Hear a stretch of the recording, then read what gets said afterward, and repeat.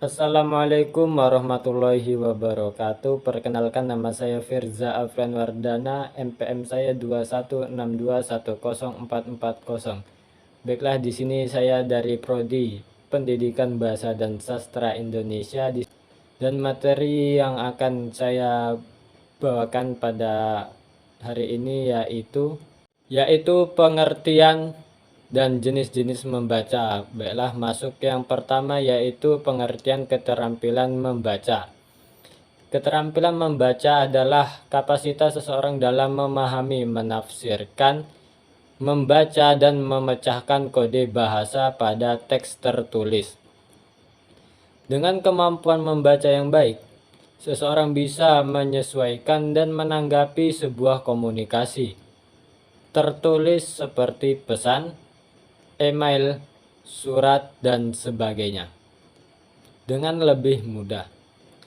Menurut Sudarso 2001, keterampilan membaca sebagai salah satu aktivitas yang sangat kompleks. Tidak hanya melibatkan kemampuan membaca, tetapi juga melibatkan kemampuan kognitif, kemampuan untuk mengamati, dan kemampuan berkomunikasi. Yang kedua, jenis-jenis membaca. Satu, ada membaca nyaring.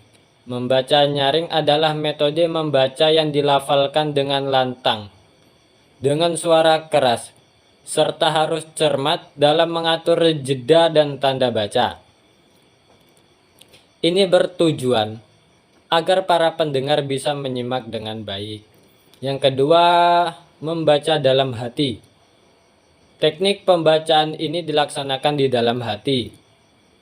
Nah, mungkin banyak yang bertanya, seperti apa prakteknya, kayak mana caranya?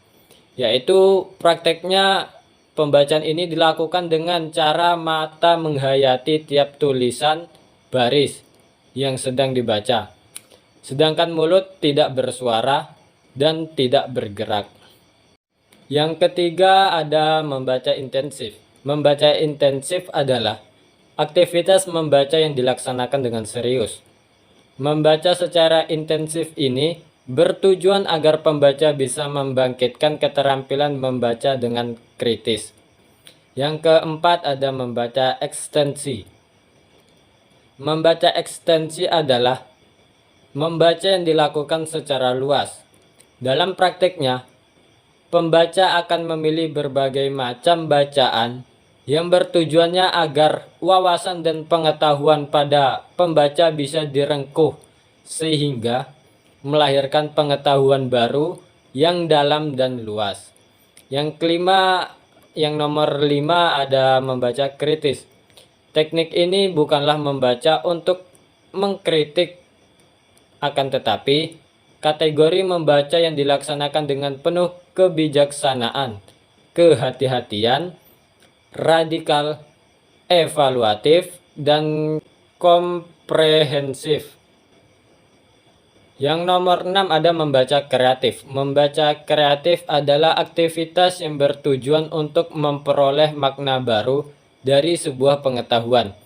Cara membaca kreatif adalah mengklarifikasikan setiap gagasan-gagasan yang ada, lalu mengintegrasikan pengetahuan gagasan tersebut ke dalam gagasan yang telah ada sebelumnya. Yang nomor 7, ada membaca cepat.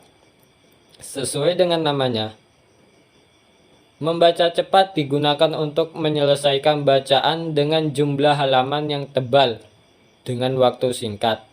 Membaca cepat dilakukan dengan kecepatan 320 sampai 430 kata dalam 1 menit.